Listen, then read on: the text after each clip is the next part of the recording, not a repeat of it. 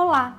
Mais de 66 mil estupros foram registrados no Brasil em 2018, de acordo com o estudo mais recente do Anuário Brasileiro de Segurança Pública. Agora, por meio de uma portaria, o governo federal tenta dificultar o acesso ao aborto legal das vítimas, avançando com a agenda do fundamentalismo religioso.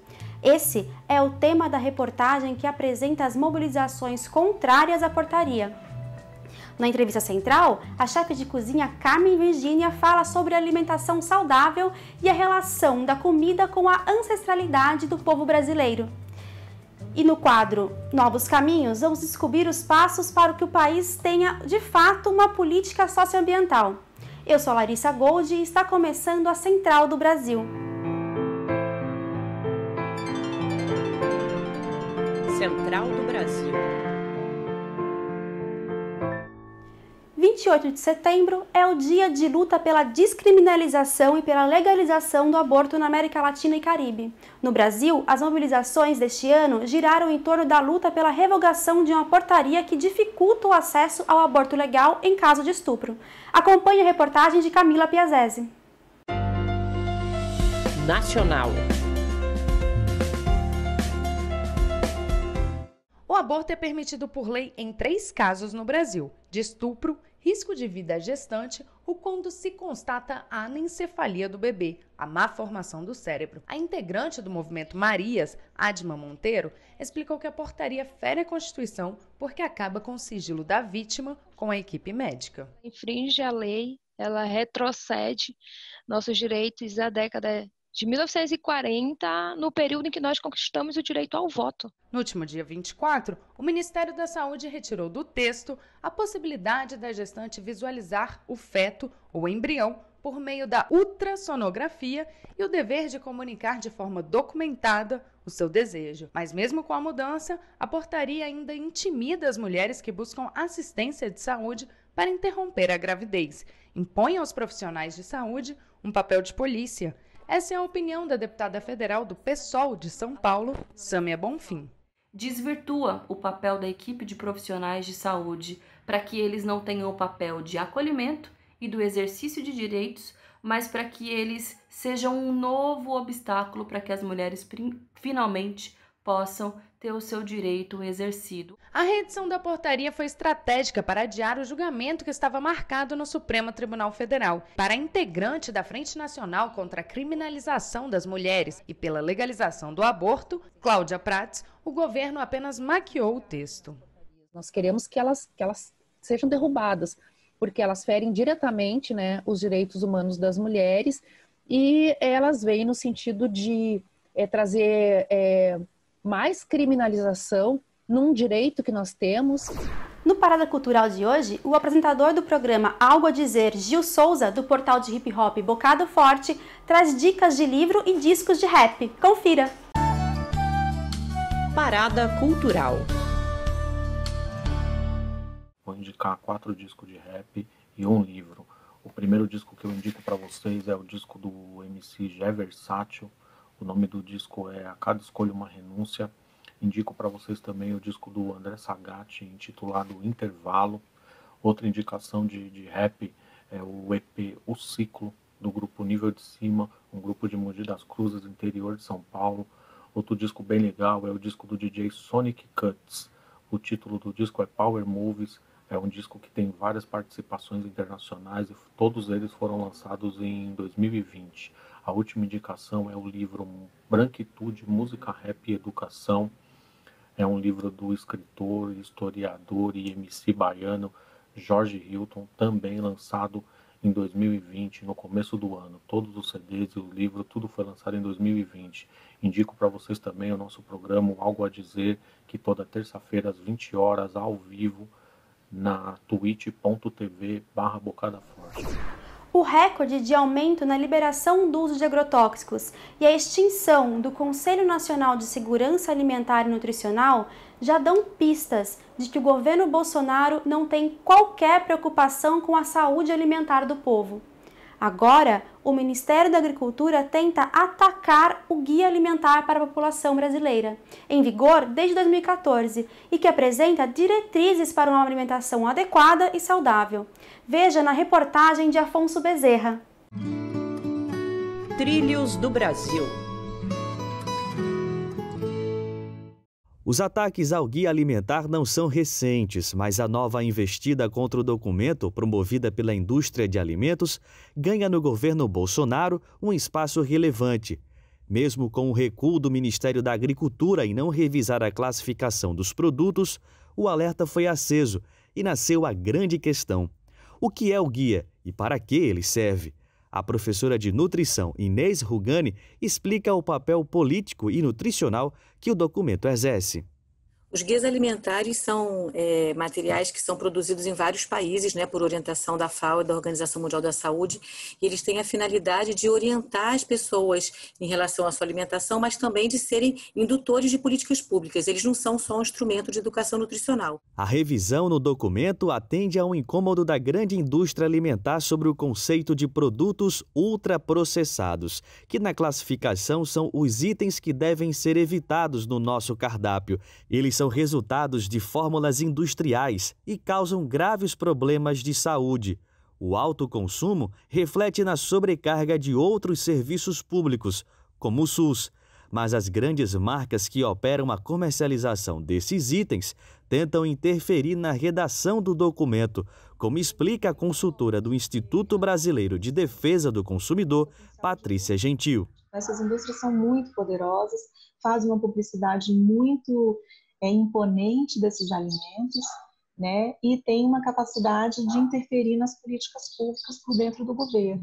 Enquanto isso, o Brasil volta a registrar alto índice de insegurança alimentar, ou seja, a dificuldade de acessar comida de verdade, uma das principais recomendações do guia, como aponta a historiadora de hábitos alimentares, Adriana Salai. O ideal é que o guia orientasse, por exemplo, o fomento do pequeno agricultor, o fomento da agricultura familiar, o fomento de alimentos orgânicos, agroecológicos, que é o que o guia recomenda. Mas aí isso vai de encontro, né? Ele enfrenta os interesses que estão colocados nesse governo atual. A entrevista central de hoje é com a chefe de cozinha Carmen Virgínia. Nesta conversa com Jonatas Campos, a chefe pernambucana do restaurante Altar Cozinha Ancestral fala sobre a cozinha enquanto ato político e conta como as tradições afro-brasileiras influenciaram na sua relação com a alimentação saudável. Entrevista Central. Nossa entrevista central de hoje conversa com Carmen Virgínia. Ela é cozinheira, apresentadora, empresária, criadora do Altar Cozinha Ancestral, um restaurante situado no Recife, em Pernambuco, reconhecido mundialmente pelos seus pratos inspirados nas comidas ancestrais da cultura afro-brasileira. Carmen, é um prazer muito grande tê-la conosco na Central do Brasil. Carmen, você e todos que fazem o altar, né, seus funcionários e parceiros, vocês sempre falam que cozinhar não é uma coisa rápida, ou seja, seus clientes precisam esperar para que o alimento fique pronto, para que os pratos fiquem prontos. E eu queria lhe perguntar o seguinte: isso também é um ato político do Altar Cozinha Ancestral? Cozinhar também é um ato político? Sim, é um ato político, porque não haveria a identidade do altar se a gente não fizesse jus a essas preparações ancestrais, a gente não fizesse jus à comida da forma como ela era servida antes. É lógico que a gente mudou, adaptou algumas coisas, porque as preparações duravam dias, né? As longas, porque não tinha tantos artifícios, não tinha uma panela de pressão, não tinha um liquidificador, não tinha algumas coisas que hoje a gente lança a mão para poder minimizar o tempo. Mas existe coisas que você tem que respeitar, que é o alimento. O alimento ele tem que ser respeitado em sua magnitude. Então, a gente procura respeitar ele, sabendo que ele vai se transformar com o calor do fogo, mas que ele também precisa ser ele, o alimento propriamente. Esse é um dos segredos do altar. Carmen, você falou uma coisa importante, que é aquele ritual tão brasileiro de sentar à mesa, de comer alimentos frescos, comprados no dia anterior, na feira. E eu gostaria de lhe perguntar, Sobre esse ato de comer à mesa, o brasileiro está perdendo esse ato? É possível recuperá-lo? Eu acho que estava perdendo e eu acho que voltou com a pandemia.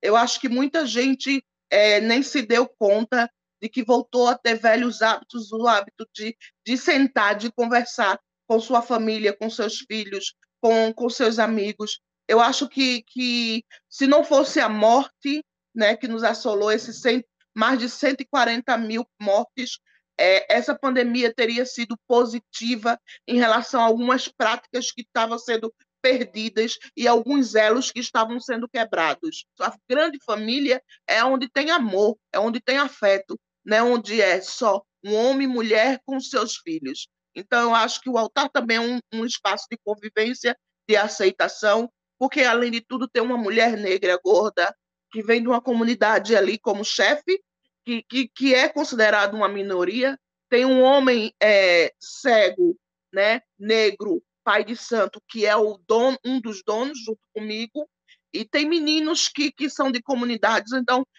são essas pessoas que o mundo tentam jogar para o lado. Então, a gente sente que quando um chega, tem mais que puxar os outros. Carmen, você falou do altar, que com certeza é muito mais que um restaurante, com todo o seu depoimento sobre ele. Mas você também é uma empresária e precisa vender, precisa lucrar, e eu queria saber de você, como foi enfrentar essa pandemia? Você conseguiu tirar algum empréstimo do governo? Ou como foi a sua estratégia de enfrentar a pandemia?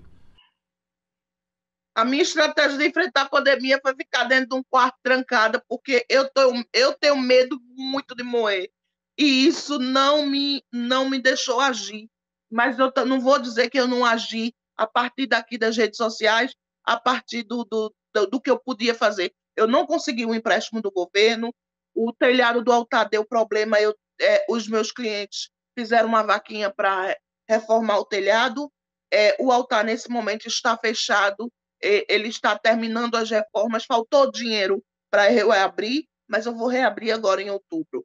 Todos os anos, na Semana Mundial da Alimentação, comemorada no dia 16 de outubro, o coletivo Banquetaço, que reúne movimentos populares e sociedade civil, organiza ações coletivas em todo o país para discutir a pauta da alimentação e de sistemas agroalimentares saudáveis, adequados e sustentáveis para todos. Este ano, a campanha tem como tema Gente é para brilhar e não para passar fome. A política de passar a boiada do governo Bolsonaro não para. Em reunião do Conselho Nacional do Meio Ambiente, medidas de preservação ambiental foram derrubadas para facilitar o desmatamento no momento em que o Pantanal e a Amazônia passam por queimadas sem precedentes.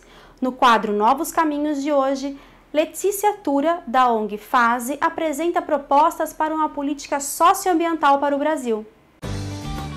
Novos Caminhos.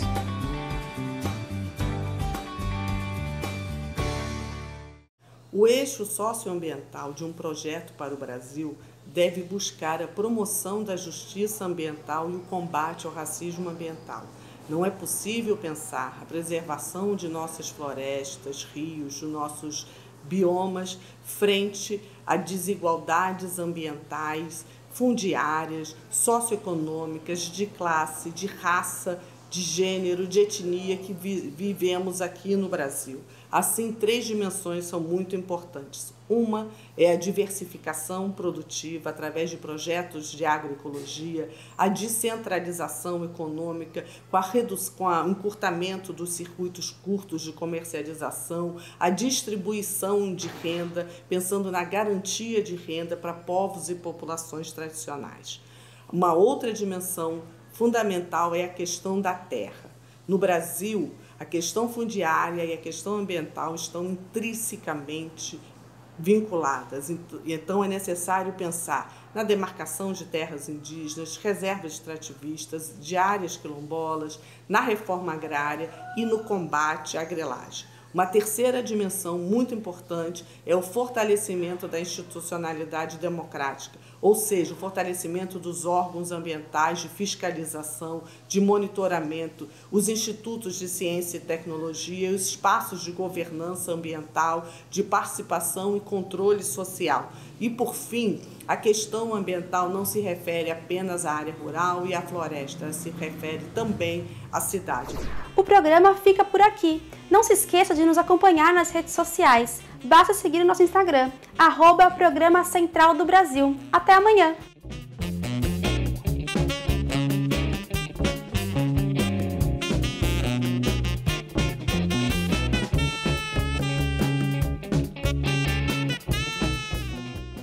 Central do Brasil, a rede de comunicação dos movimentos populares.